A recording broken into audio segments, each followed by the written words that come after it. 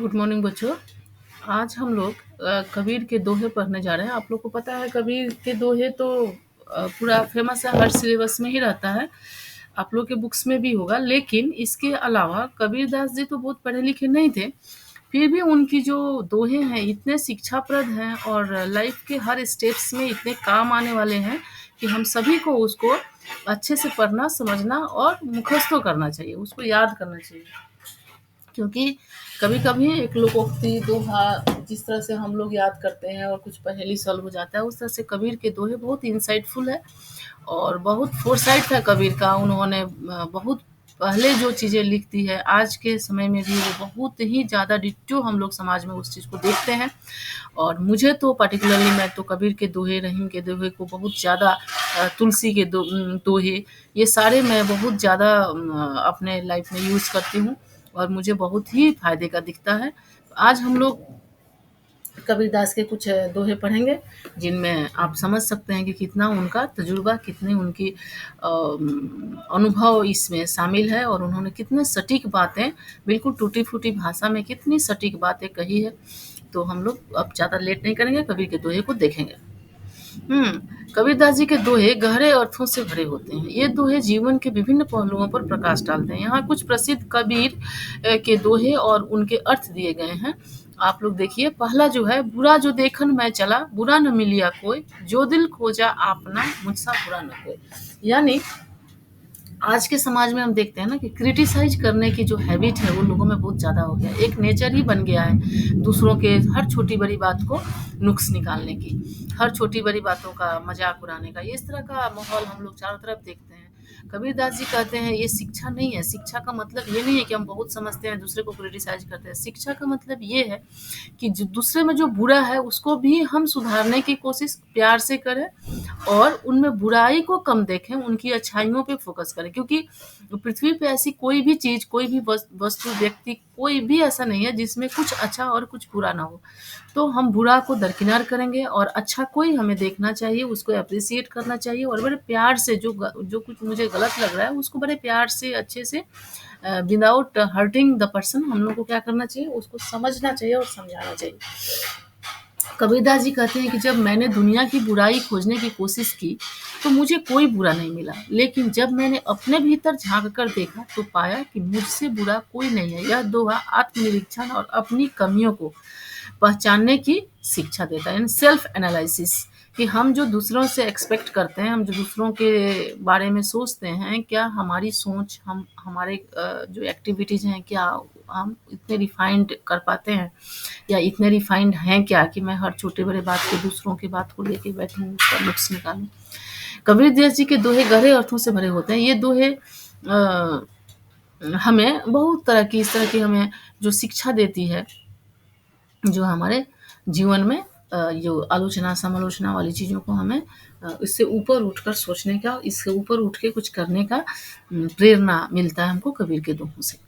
साधु ऐसा चाहिए जैसा शुभ सुभाए, सार सार को गही रहे, थोथा दे उड़ाए। यानी कबीरदास जी का दूसरा जो प्रसिद्ध दोहा है उसमें उन्होंने कहा है कि हमें क्या करना चाहिए। साधु यानी सज्जन पुरुष, जेंटलमैन जो होते हैं, शिक्षित लोग रियल में जो होते हैं, वे लोग क्या करते हैं, वे लोग अच्छी बुरी चीज़ें जब उनके पास आती हैं तो वे बेकार की चीज़ों को ऐसे ही हटा देते हैं और ठोस चीज़ों को ऐसे आत्मसात कर लेते हैं। जैसे सूप के साथ उन्होंने तुलना किया है। सूप, बच्चों, किसानों के घर में सूप होती है, जिससे जब अनाज में बहुत सारी गंदगी हो जाती है तो उसको सूप से साफ किया जाता है। यानी गंदी चीज़ों को सूप बाहर निकाल देता है और ठोस चीज़ों को अपने अंदर रखता है। तो इस तरह से कबीरदास बोले हैं कि जो भद्र व्यक्ति हैं उनका स्वभाव भी ऐसे ही होना चाहिए।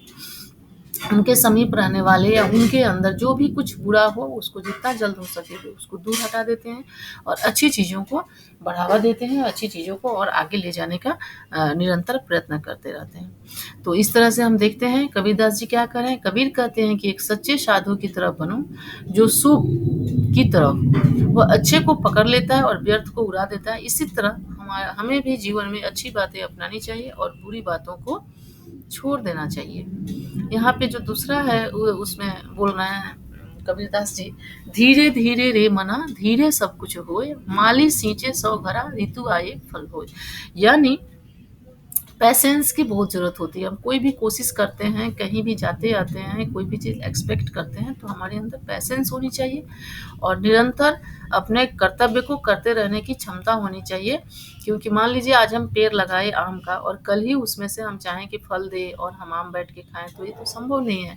कोई भी फूल फल जब हम लोग लगाते हैं तो जब उसका मौसम आता है, जब ऋतु आती है, बसंत में ही आम के पेड़ में मुकुल आता है, समर में ही उसके फल पकते हैं और तभी हम लोगों को फल खाने को मिलता है। इसलिए हम लोग थोड़ा धैर्य रखना चाहिए। अपने समय के गति से सब कुछ होता है और हमें बस अपने कर्तव्य पे फोकस करना है, अपने ड्यूटीज़ को अच्छे से करना है और रिजल्ट खुद ब खुद हमारे सामने जब समय होगा आ जाएगा।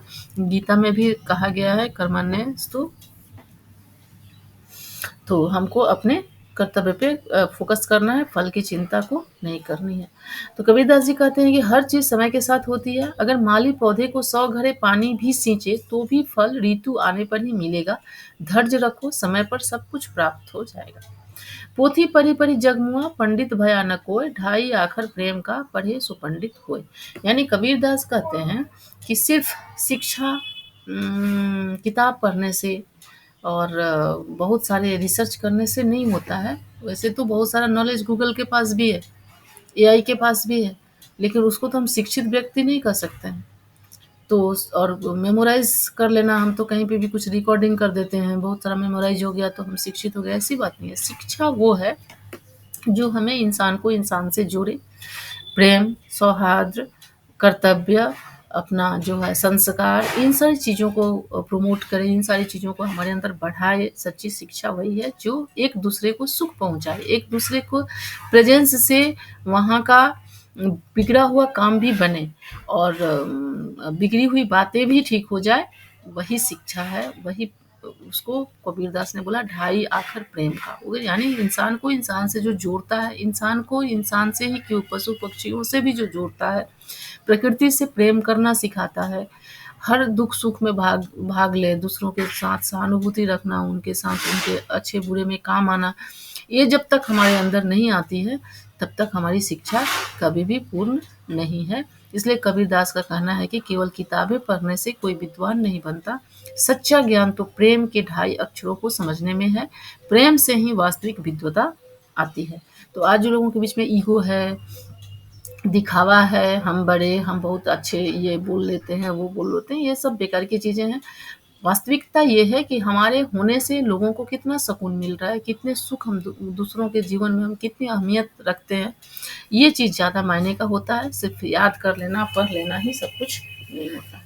जाति न पूछो साधु की, पूछ लीजिए ज्ञान, मूल करो तलवार का, परा रहन दो म्यान। भगवान, आप बच्चों देखते हो आज बहुत सारे रूल्स और बहुत सारे नियम कायदे कानून बने हैं कि जाति पाति धर्म ये सब का कोई भेदभाव नहीं करना चाहिए। हमारे संविधान में जो है राइट इक्वल होने का सबका। लेकिन इसके बहुत पहले कबीरदास के सोच में ये बात थी कि किसी भी शिक्षित व्यक्ति, अच्छे व्यक्ति की जाति पाति नहीं देखनी चाहिए, ऊंच नीच नहीं देखनी चाहिए, बल्कि उसमें क्या गुण है, गुण से ही व्यक्ति बड़ा या छोटा होता है। अपनी जात पात धर्म से कोई बड़ा छोटा नहीं होता। तो हमारे अंदर जो गुण है, अगर हमारे अंदर पंडित ज्ञान है तो हमारे अंदर पंडित्य है, और अगर हम पंडित ही हैं लेकिन हमारे अंदर ज्ञान की कमी है तो हमें पंडित कहना भी तो मूर्खता है। तो इसलिए बच्चों, कभी भी हम लोग जाति से बड़े नहीं होते हैं, अपने माँ पिता के नाम से बड़े नहीं होते हैं, बल्कि हम अपनी सूझबूझ, अपनी योग्यता से हम बड़े होते हैं। इसलिए कबीरदास ने कहा है, कबीर कहते हैं कि साधु की जाति पूछने के बजाय उसके ज्ञान की बात पूछो।